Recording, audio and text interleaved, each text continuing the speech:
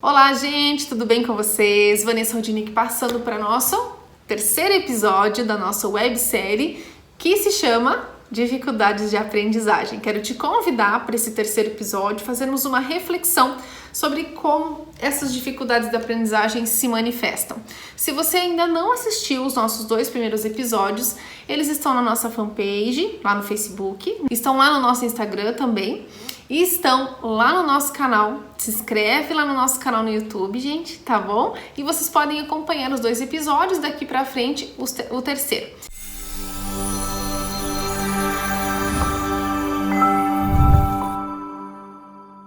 Então, o que eu quero dizer pra vocês? Que a gente tá falando de um movimento de dificuldade de aprendizagem que pós-pandemia tem surgido com maior intensidade.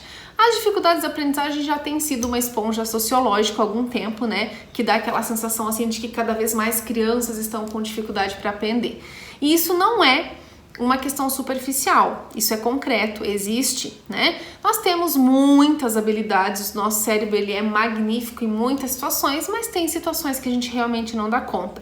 O que a gente precisa observar é se esse cérebro realmente não dá conta por qual motivo. E a gente não pode ficar nos sintomas, a gente tem que procurar uma causa, buscar entender o porquê dessa dificuldade de aprendizagem.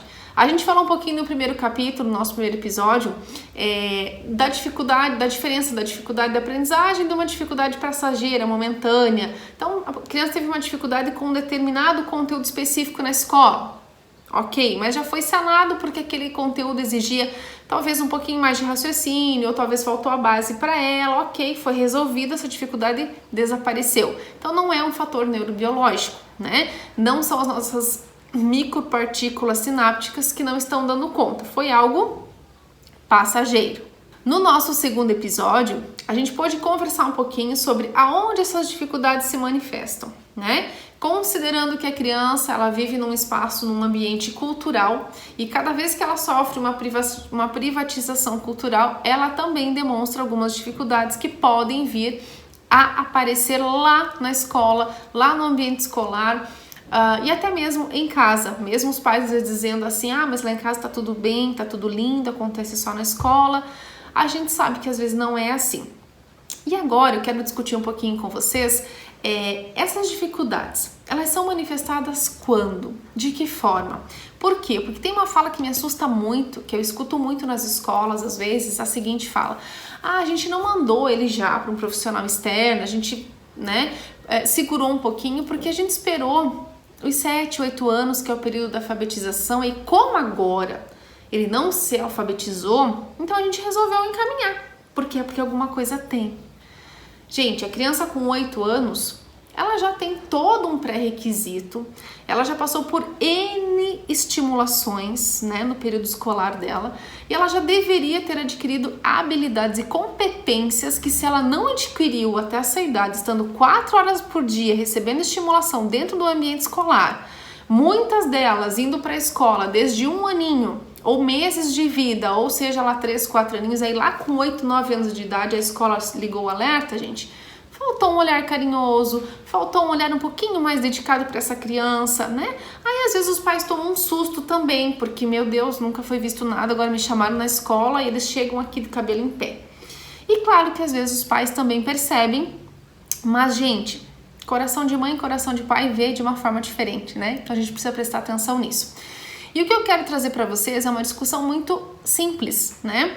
Vejam, hoje nós conseguimos avaliar, nós temos instrumentos, com toda uma equipe de fonoaudiólogos, terapeutas ocupacionais, psicólogos, onde a gente consegue fazer, alinhar um encaminhamento a partir de 1 ano e 8 meses de idade.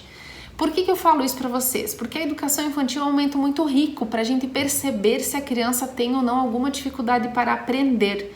Mas como assim dificuldade para aprender? Porque lá na educação infantil, ela tem uma questão de ordem física, a parte de coordenação motora fina, coordenação motora ampla, lateralidade, equilíbrio, tudo isso, todos os aspectos de ordem visual, de coordenação e percepção sonora, tudo isso é lá de bebezinho, os reflexos que ela faz. Então, se você lá na educação infantil já percebeu que a criança não atende quando você chama pelo nome dela, que por mais que você mostre um objeto colorido, um objeto que você sabe que ela gosta de brincar, que ela gosta de manusear, e ela não, por algum período, ela não está processando a necessidade de buscar esse objeto. Se em algum momento você percebeu que ela estar com a fraldinha suja, com a fraldinha limpa não faz mais diferença, não é um incômodo, se esse contato visual muitas vezes se perdeu, se ela não está interagindo, né? Alguma situação está acontecendo, alguma situação tem, a gente precisa investigar. Ela também não é porque ela está na educação infantil, que ela não demonstra, porque ela faz isso muito melhor que nós. A gente tem que observar os 5 sentidos dessa criança, né? Questão visual, questão olfativa, tato, paladar e olfato. Nós precisamos prestar atenção porque a criança se manifesta com os 5 sentidos, com tudo na educação infantil. Como é que está o desenvolvimento desses sentidos dessa criança? É lá que a gente tem que observar, né? Porque lá a gente observa se essas informações estão entrando num processo de desenvolvimento global, se elas estão estagnadas, se elas não estão dando conta, se a manifestação dessas habilidades elas estão realmente estagnadas. Então tudo isso a gente observa lá na educação infantil. Outra observação que a gente precisa fazer nesse período que para nós é precoce e é muito bom porque a gente tem como ajudar com mais facilidade, que é o processo da pré-escola e educação infantil, é a questão cognitiva. Como que está essa questão cognitiva dessa criança? Como que está a percepção, a atenção, a concentração dela? Ela se percebe nesse processo? Ela faz parte desse ambiente que você está proporcionando? Ela está interagindo com a atividade que você está proporcionando? Ela consegue desenvolver ou alinhar um processo de raciocínio ou ela não consegue? Ela consegue fazer algum valor sonoro em relação ao objeto, algo que você demonstrou? Ela faz algum reconhecimento de forma, de tamanhos, de cores, de sequência? Ela consegue separar objetos do mesmo tamanho, da mesma cor, da mesma forma? Ela consegue fazer uma conduta nesse sentido ou não? Também é uma questão a ser observada porque já dá sinais para nós que essa criança pode ter alguma dificuldade de aprendizagem, né? E fatores de ordem emocional. Criança que passa fome, não quer aprender, criança que está passando por alguma situação difícil em casa, de ordem emocional, também não vem para a escola com foco atencional para aprender matemática, porque está preocupada com o que os pais estão discutindo em casa. Criança que está passando por alguma questão de ordem biológica, não está muito legal, não está muito bem, está com mal-estar, também não vem com toda a disposição para aprender, ou fatores até piores, né? Assim, mais relevantes, depressivos, psiquiátricos, né? Nós temos muitas crianças ansiosas, né? Muitas crianças depressivas já na educação infantil e elas mostram isso através da agressividade, através da falta de espera, né? Ela não sabe esperar, ela realmente tem uma ansiedade exacerbada que ela chega a pegar os lápis e detona os lápis, ou ela rói as unhas, ou ela tá o tempo todo mexendo no cabelo, ela não consegue ficar parada, né? E esses fatores também podem estar ligados a questões ambientais, que não estão favoráveis para o aprendizado dela e podem desencadear questões de ordem emocional. Então nós precisamos ficar atentos a isso, gente. E eu peço muito que vocês observem esses fatores, principalmente porque se a questão de ordem física, tudo aquilo que a gente fez aquela abordagem, de ordem cognitiva e de ordem emocional, estiver em prejuízo já lá na educação infantil, nós temos um grande indício de que nós podemos ter uma criança com dificuldade de aprendizagem futura e já naquele momento também, né? Então, para que esperar a criança ir para o processo de alfabetização se ela já está dando sinais de que algo não está bem com ela? Aí são os primeiros sintomas dos quais nós, enquanto profissionais externos, podemos ajudar, né, a buscar a causa. O porquê desses sintomas estão aparecendo. E a gente só consegue fazer isso com uma avaliação clínica.